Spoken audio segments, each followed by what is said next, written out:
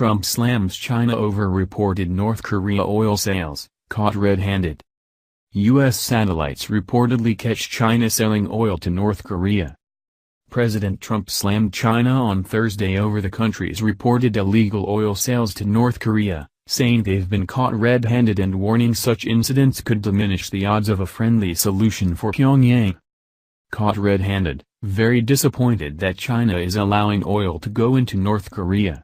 There will never be a friendly solution to the North Korea problem if this continues to happen. Trump tweeted, while on a holiday break in Florida. U.S. spy satellites reportedly captured photos of Chinese ships illegally selling oil to North Korean boats some 30 times since October. Report, China spotted illegally selling oil to North Korea. Satellite images released by the U.S. Department of Treasury appeared to show vessels from both countries illegally trading oil in the West Sea, the Chosun Ilbo reported Tuesday, citing South Korean government sources. North Korea was barred in September by the United Nations Security Council from importing natural gas and had its crude oil imports capped in response to Kim Jong-un's nuclear missile program. The U.S. Treasury in November also sanctioned North Korea's Maritime Administration and its Transport Ministry, in addition to 6 North Korean shipping and trading companies and 20 of their vessels, in an effort to block the rogue regime's transportation networks. The satellite images appear to identify the ships. One of them, Raisonggang-1, seen connected to a Chinese vessel, was included in the November 21 sanctions as a vessel of Korea Kumbial Trading Company possibly transferring oil to evade sanctions. While Russia exports some oil to North Korea, China is the main source of oil for the rogue nation, according to Reuters. However, the country's records reportedly showed it exported no oil products to the north during the month of November. It was reportedly the second consecutive month China didn't export diesel or gasoline to North Korea. North Korea calls UN sanctions an act of war, rigged up by the U.S.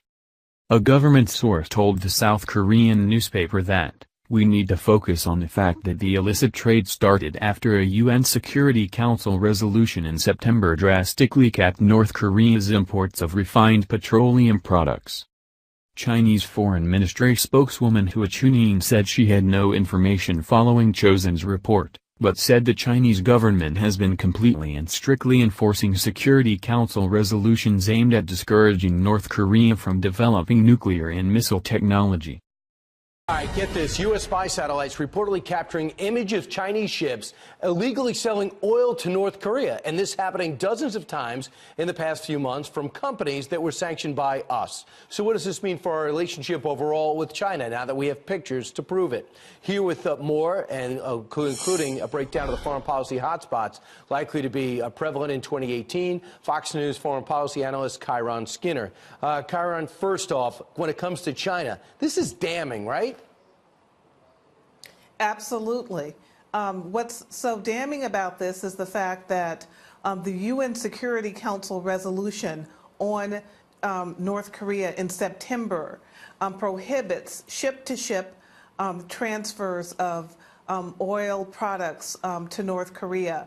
And if China is either looking the other way or outright approving this kind of activity, it puts the Chinese government in violation of that Security Council resolution, and in fact makes it a supporter of illegal smuggling, but furthermore, it makes it a supporter of North Korea's nuclear blackmail program. Right, and the fact that we know about it, that we want the rest of the world to see what we see, which is an interesting ploy too.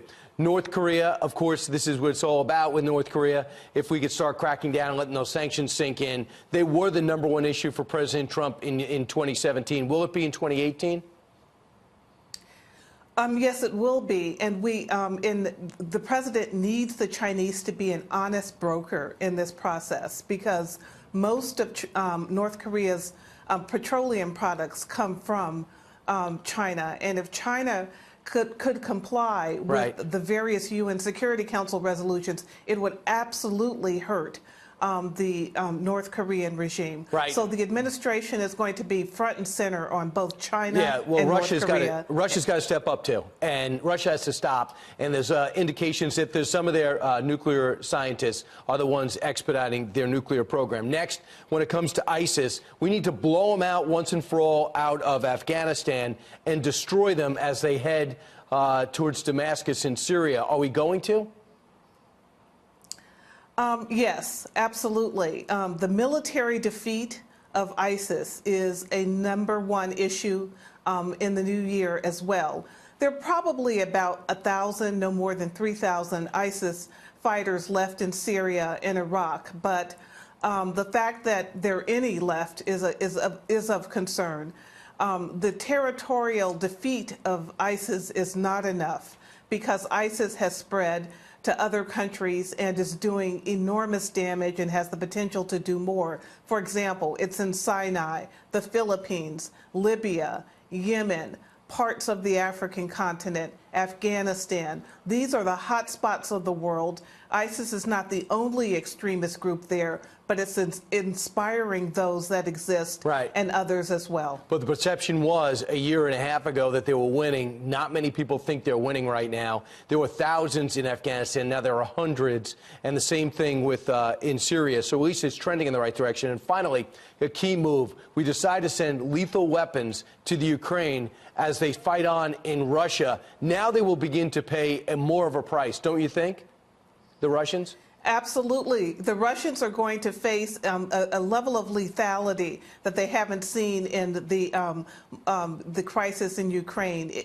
with the U.S. deliveries of anti-tank weapons and the U.S. commitment to shore up the Ukrainians as they attempt